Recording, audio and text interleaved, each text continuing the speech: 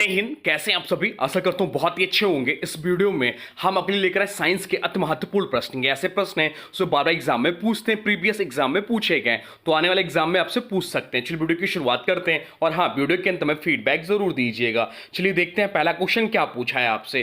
पहला क्वेश्चन पूछा है, वस्तु को अवतल दर्पण की वक्रता केंद्र पर रखे जाने पर निर्मित प्रतिबिंब कैसा होता है? किस वस्तु को अवतल दर्पण की वक्रता केंद्र पर रखे जाने पर निर्मित प्रतिबिंब कैसा होता है, यह आपसे पूछा है। चलिए बता दीजिए इसका राइट आंसर क्या हो जाएगा। राइट आंसर जो हो जाएगा वो हो जाएगा ऑप्शन ए, वास्तविक और उल्टा हो जाएगा।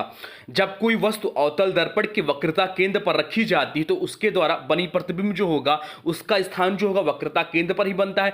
प्रकृति जो उसकी होगी वास्तविक और उल्टा होता है और आकार जो होता है वस्तु के बराबर होता है। तो ध्यान रखिए, अवतल दर्पण द्वारा वक्रता केंद्र पर रखी वस्तु का प्रतिबिंब हमेशा वास्तविक, उल्टा और समान आकार का बनता है। अब चलते हैं अगले प्रश्न की ओर, देखते हैं अगला प्रश्न क्या पूछा है आपसे। अगला प्रश्न पूछा है, कार्बन डाइऑक्साइड और ऑक्सीजन से कार्बन मोनोऑक्साइड का बनना इसमें से किसका उदाहरण है? बढ़िया प्रश्न, चलिए बता दीजिए इसका राइट आंसर क्या हो जाएगा।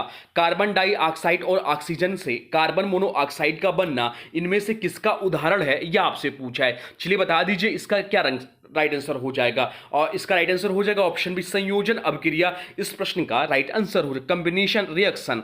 जब कार्बन डाइऑक्साइड यानी कि CO2 को ऑक्सीजन यानी कि O2 मिलकर कार्बन मोनोऑक्साइड बनाते, क्या बनाते? कार्बन मोनोऑक्साइड बनाते हैं, तो यह एक संयोजन अभिक्रिया कहलाती, क्योंकि इसमें दो या दो से अधिक पदार्थ मिलकर एक नया यौगिक बनाते हैं। क्या है संयोजन अभिक्रिया का गुणधर्म? तो जब दो या दो से अधिक पदार्थ मिलकर एक नया यौगिक बनाते हैं तो वह संयोजन अभिक्रिया होती है। यह एक प्रकार की संयोजन अथवा उपसंयोजन अभिक्रिया है, जब दो या दो से अधिक अभिकारक मिलकर एक नया उत्पाद बनाते हैं। चलते हैं अगले प्रश्न की ओर, देखते हैं अगला प्रश्न क्या पूछा है आपसे। अगला प्रश्न पूछा है, पादप कोशिका में श्वसन क्रिया जिसमें वे ऑक्सीजन ग्रहण करते हैं और भोजन से ऊर्जा और कार्बन डाइऑक्साइड मुक्त करते हैं, कहां होती है? आपसे पूछा है पादप कोशिका में श्वसन क्रिया जिसमें वे ऑक्सीजन ग्रहण करते हैं और भोजन से ऊर्जा और कार्बन डाइऑक्साइड मुक्त करते हैं, कहां होती है, यह आपसे पूछा है। तो बता दीजिए इसका राइट आंसर क्या हो जाएगा। हम लोग सभी जानते हैं यह क्रिया जो होती है माइटोकॉन्ड्रिया में होती है। राइट आंसर हो जाएगा ऑप्शन डी, माइटोकॉन्ड्रिया। श्वसन क्रिया वह जैविक प्रक्रिया है जिसमें पादप कोशिकाएं ऑक्सीजन का उपयोग करके भोजन, मुख्यतः ग्लूकोज को ऊर्जा एटीपी में बदलती है। इस प्रक्रिया में कार्बन डाइऑक्साइड और जल भी उत्सर्जित होता है। यह मुख्य रूप से माइटोकॉन्ड्रिया में होती है, जिसे अक्सर power house of the cell कहा जाता है। चलते हैं अगले प्रश्न की ओर, देखते हैं अगला प्रश्न क्या पूछा है आपसे। अगला प्रश्न पूछा, जब दो आयनों का विनिमय होता है तो निम्न में से कौन सी अपक्रिया होती है? आपसे पूछा है जब दो आयनों का विनिमय होता है तो निम्न में से कौन सी अपक्रिया होगी, यह आपसे पूछा है। बता दीजिए इसका राइट आंसर क्या हो जाएगा। राइट आंसर हो जाएगा ऑप्शन ए, द्विविस्थापन अपक्रिया कहलाएगी। Displacement reaction double displacement reaction कहलाता है। जब दो यौगिक के घटक आयन आपस में अदल बदल मतलब विनिमय करते हैं तो उस रासायनिक अपक्रिया को द्विविस्थापन अपक्रिया कहते हैं। चलते हैं अगले प्रश्न की ओर, देखते हैं अगला प्रश्न क्या पूछा है आपसे। अगला प्रश्न पूछा, निम्नलिखित में से किस तत्व में 3 संयोजी इलेक्ट्रॉन होते हैं? आपसे पूछा निम्नलिखित में से किस तत्व में 3 संयोजी इलेक्ट्रॉन होते हैं, यह आपसे पूछा है। तो ध्यान रखिए, संयोजी इलेक्ट्रॉन निकालने के लिए इन सभी का आपको परमाणु क्रमांक ज्ञात होना चाहिए। तो इनका परमाणु क्रमांक जो होगा, कैल्शियम का जो परमाणु क्रमांक होगा वह 20 होगा, नाइट्रोजन का जो परमाणु क्रमांक होगा वह 7 होगा, एल्युमिनियम का जो परमाणु क्रमांक होगा वह 13 होगा और मैग्नीशियम का जो परमाणु क्रमांक होगा वह आपका 12 हो जाएगा। अब इनका इलेक्ट्रॉनिक विन्यास करेंगे। 20 का इलेक्ट्रॉनिक विन्यास क्या होगा? 2, 8 और 2। नाइट्रोजन का क्या होगा इलेक्ट्रॉनिक विन्यास? तो नाइट्रोजन का परमाणु क्रमांक क्या है? नाइट्रोजन का परमाणु क्रमांक है 7, तो इसका जो इलेक्ट्रॉनिक विन्यास होगा ये होगा आपका 2 और 5। एल्युमिनियम का क्या होगा? तो एल्युमिनियम का जो इलेक्ट्रॉनिक विन्यास होगा वो होगा 2, 8 और 3। इसके अंतिम कक्षा में 3 इलेक्ट्रॉन है, तो अंतिम कक्षा में जो इलेक्ट्रॉन होंगे वही आपका संयोजी इलेक्ट्रॉन हो गया। राइट आंसर हो जाएगा ऑप्शन सी, एल्युमिनियम इस प्रश्न का राइट आंसर हो जाएगा। अगर मैग्नीशियम का करेंगे तो मैग्नीशियम का है 12, तो 2, 8, 2, इसके भी अंतिम कक्षा में 2 संयोजी इलेक्ट्रॉन है। संयोजी इलेक्ट्रॉन होता क्या है? तो संयोजी इलेक्ट्रॉन वह इलेक्ट्रॉन होते हैं जो परमाणु के सबसे बाहरी कक्षा में उपस्थित होते हैं और रासायनिक बंध बनाने में भाग लेते हैं। तो इस प्रश्न का हो जाएगा right answer option C, aluminium. चलते हैं अगले प्रश्न की ओर, देखते हैं अगला प्रश्न क्या पूछा है आपसे। अगला प्रश्न पूछा, निम्न में से कौन से पहले पोषी स्तर पर होते हैं? निम्न में से कौन से पहले पोषी स्तर पर होते हैं, यह आपसे पूछा है। चलिए बता दीजिए इसका राइट आंसर क्या हो जाएगा। राइट आंसर हो जाएगा ऑप्शन डी, उत्पादक इसका राइट आंसर हो जाएगा। पोषी स्तर खाद्य श्रृंखला के वह स्तर होते हैं जहां एक जीव दूसरे जीव से ऊर्जा प्राप्त करते हैं। चलिए आपको बताते हैं। पहला पोषी स्तर होता है उत्पादक, जैसे पौधे, शैवाल, पड़हरित जीव, ये प्रकाश संश्लेषण द्वारा स्वयं भोजन बनाते हैं। दूसरा पोषी स्तर होता है प्राथमिक उपभोक्ता, जैसे हिरण, खरगोश, ये शाकाहारी होते हैं और उत्पादकों को खाते हैं। तीसरा पोषी स्तर होता है द्वितीयक उत्पाद उपभोक्ता, जैसे मेढक, सांप, ये मांसाहारी या सर्वाहारी होते हैं। और चौथा पोषी स्तर जो होता है तृतीयक उपभोक्ता होते हैं, जैसे शेर, बाघ, ये शीर शिकारी होते हैं। तो क्या जानते हैं हम लोग, उत्पादक ही पहला पोषी स्तर पर होते हैं जो भोजन श्रृंखला की नींव रखते हैं। अब चलते हैं अगले प्रश्न की ओर, देखते हैं अगला प्रश्न क्या पूछा है आपसे। अगला प्रश्न जो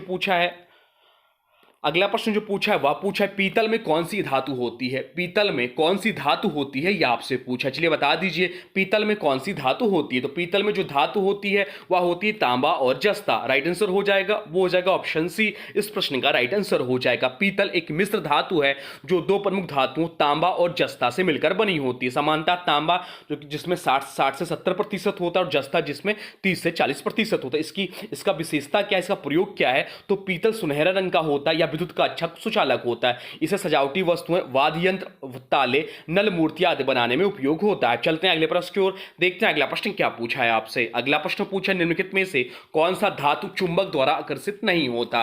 निम्नलिखित में से कौन सा धातु चुंबक द्वारा आकर्षित नहीं होता यह आपसे पूछा है। चलिए बता दीजिए इसका राइट आंसर क्या हो जाएगा और क्यों नहीं आकर्षित होता यह भी बताइएगा।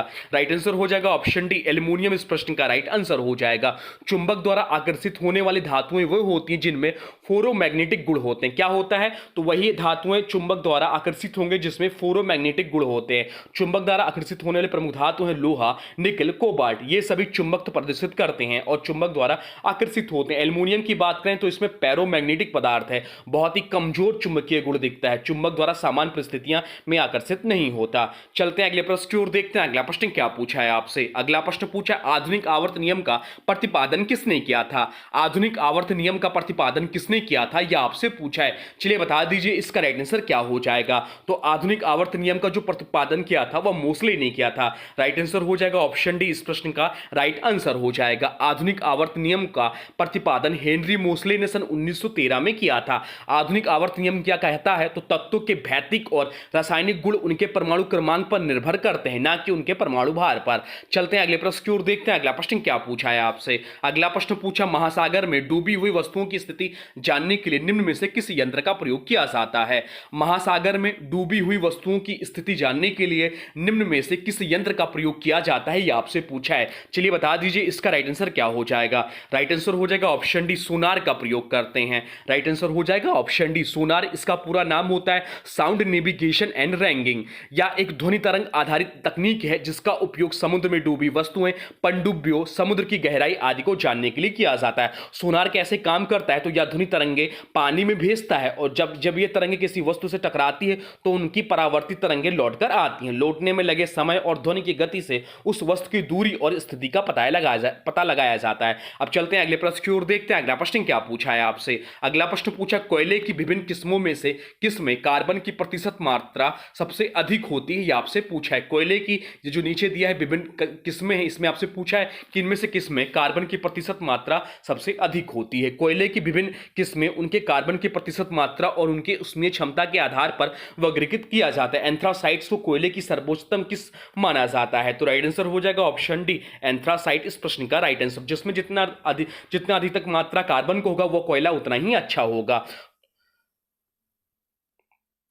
तो ऑप्शन में दिया पीट में 50 से 60% जो है कार्बन होता है, सबसे निम्न गुणवत्ता वाला कोयला होता है। लिग्नाइट की बात करें तो इसमें 60 से 70% कार्बन पाया जाता है, भूरे रंग का होता है, इसमें आर्द्रता अधिक होती है। और बिटुमिनस की बात करें तो 70 से 85% इसमें कार्बन पाया जाता है सामान्य उपयोग के लिए। तो एंथ्रासाइट्स की बात करें तो इसमें से 90% कोयला कार्बन पाया जाता है, यह सर्वोत्तम गुणवत्ता वाला कोयला होता है। चलते हैं अगले प्रश्न की ओर, देखते हैं अगला प्रश्न क्या पूछा है आपसे। अगला प्रश्न पूछा निम्न में से कौन सी अस्थियों और पेशियों को आपस में जोड़ता है। निम्न में से कौन अस्थियों और पेशियों को आपस में जोड़ता है। ध्यान रखिए अस्थियों और पेशियों को पूछा है, तो अस्थियों और पेशियों को जो जोड़ता है वह टेंडन जोड़ता है।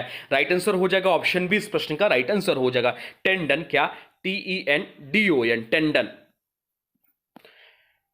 टेंडन वह मजबूत और रेशेदार ऊतक होते हैं जो अस्थियों और पीसियों को आपस में जोड़ते हैं। चलते हैं अगले प्रश्न की ओर, देखते हैं अगला प्रश्न क्या पूछा है आपसे। अगला प्रश्न पूछा है, मानव की सामान्य स्वस्थ आंख के लिए स्पष्ट दूरी की न्यूनतम दूरी कितनी है?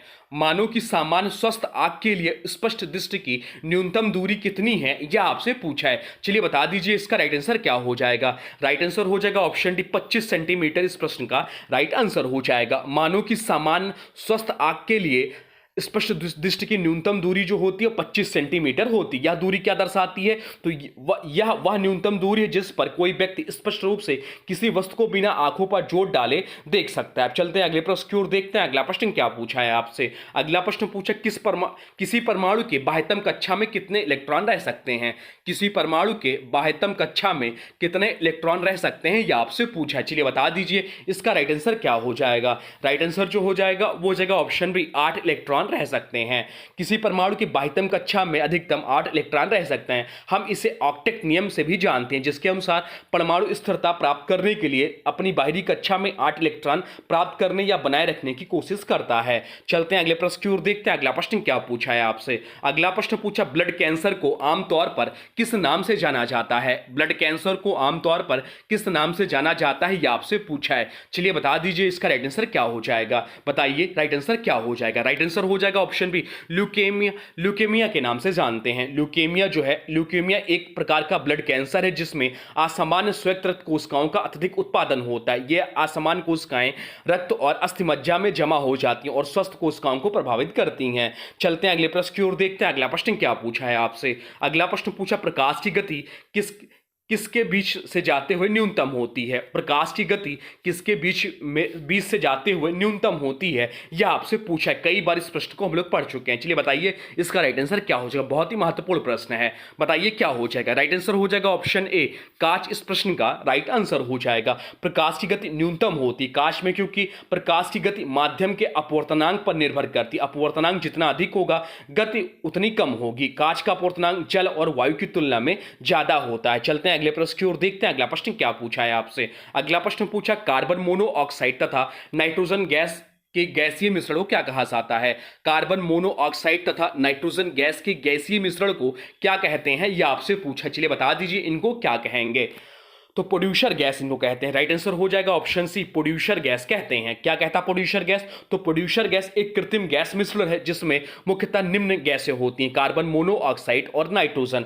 प्रोड्यूसर गैस कैसे बनती है? तो जब कोक या कोयला सीमित मात्रा में वायु के साथ गर्म किया जाता है तो प्रोड्यूसर गैस बनती है। चलते हैं अगले प्रश्न की ओर, देखते हैं अगला प्रश्न क्या पूछा है आपसे। अगला प्रश्न पूछा है, मछलियों की यकृत के तेल में किसकी प्रचुरता होती है?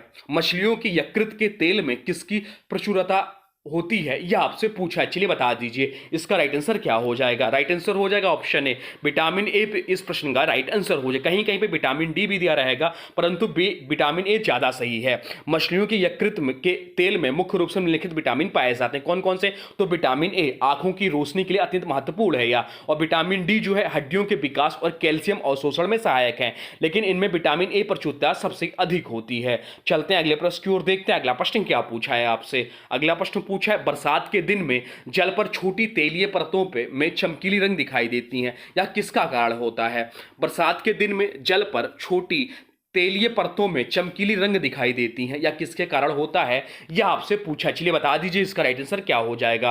राइट आंसर हो जाएगा ऑप्शन सी अपवर्तन के कारण होती है।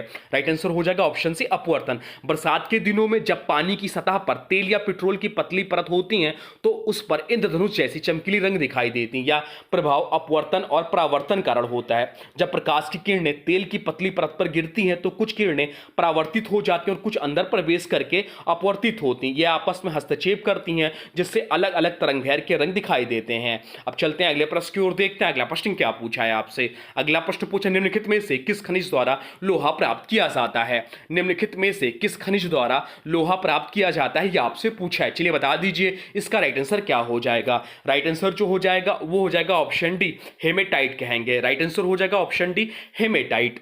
हेमेटाइट एक प्रमुख लो एस्क है, या और जिससे लोहा यानी Fe प्राप्त किया जाता है। इसमें लोह की मात्रा लगभग 60 से 70% तक होती है। इसका रासायनिक सूत्र क्या है?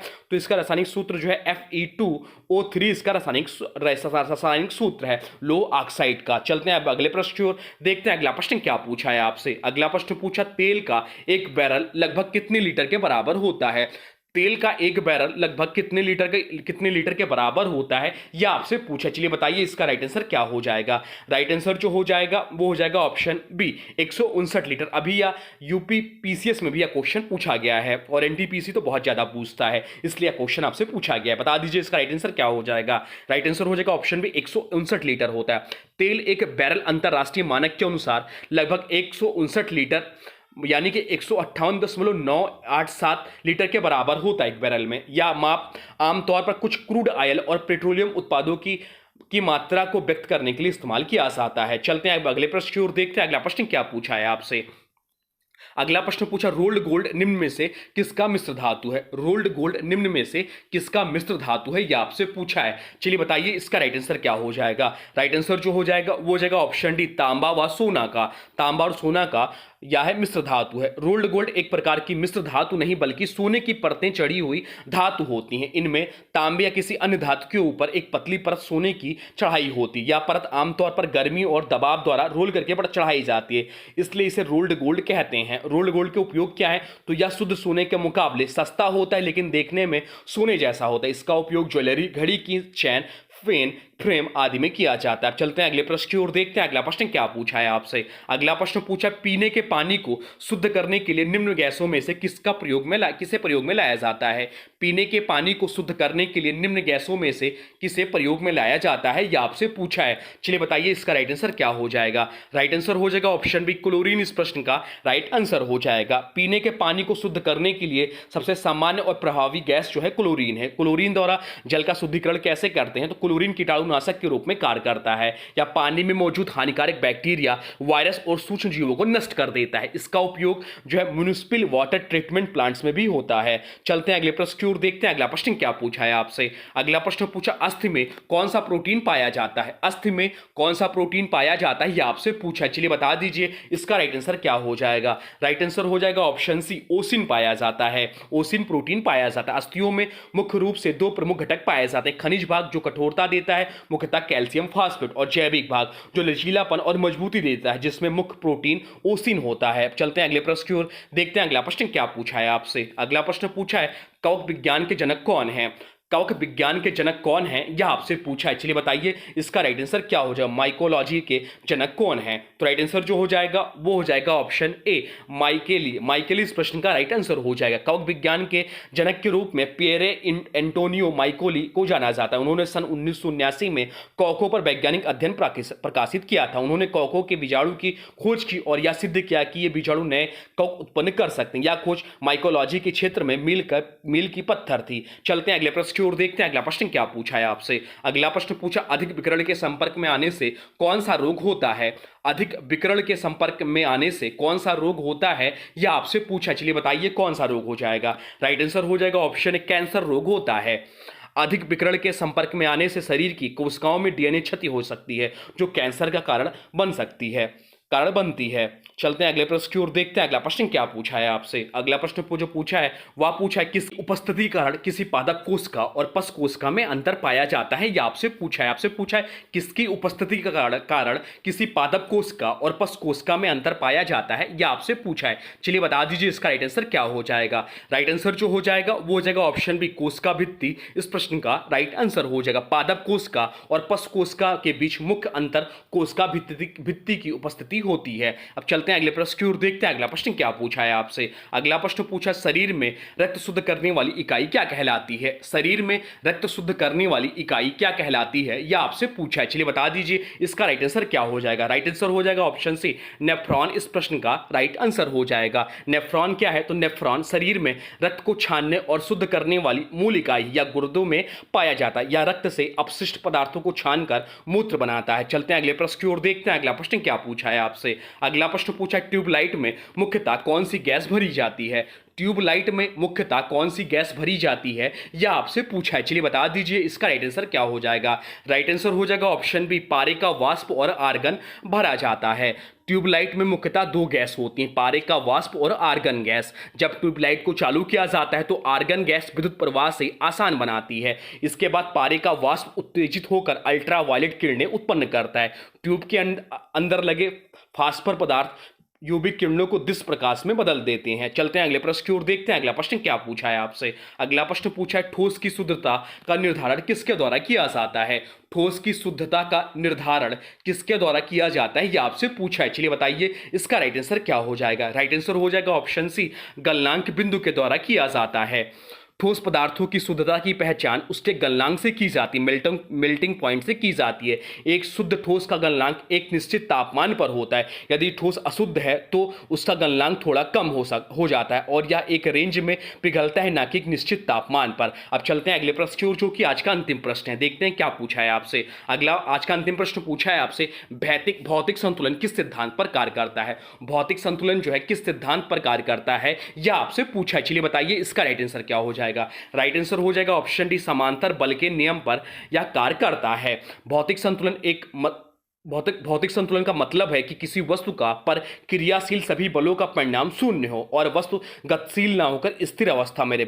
भौतिक संतुलन दो नियमों पर आधारित होता है, एक बलों का संकलन शून्य हो और घूर्णनों का संकलन भी हो शून्य हो। और ये दोनों स्थितियां तब संभव होती हैं जब समांतर बलों का नियम लागू होता है। समांतर बलों का नियम क्या कहता है, तो यदि किसी वस्तु पर दो या दो से अधिक समांतर बल लग रहे हों तो वस्तु तभी संतुलन में होगी जब बलों का परिणामी बल और घूर्णन दोनों शून्य हो जाएंगे। तो ये है टॉप 30 साइंस के प्रश्न। अब आज की वीडियो से प्रश्न है, इसका राइट आंसर आप लोगों को कमेंट बॉक्स में बताना है। आज की वीडियो से प्रश्न है, देखते हैं क्या पूछा है आपसे पूछा है, महासागर में डूबी हुई वस्तुओं की स्थिति जानने के लिए निम्न में से किस यंत्र का प्रयोग किया जाता है, यह आपसे पूछा है। इसका जो भी राइट आंसर होगा कमेंट बॉक्स में जरूर बताइएगा और वीडियो कैसा लगा इसके बारे में भी जरूर बताइएगा। और हाँ देखिए, अभी तक आपने वीडियो को लाइक नहीं किया तो प्लीज वीडियो को लाइक कर दीजिए और चैनल पे नए हैं, चैनल को सब्सक्राइब भी कर लीजिए। तो चलिए मिलते हैं नए वीडियो में, तब तक के लिए thanks for watching railway exam target. For more update please subscribe railway exam target channel को।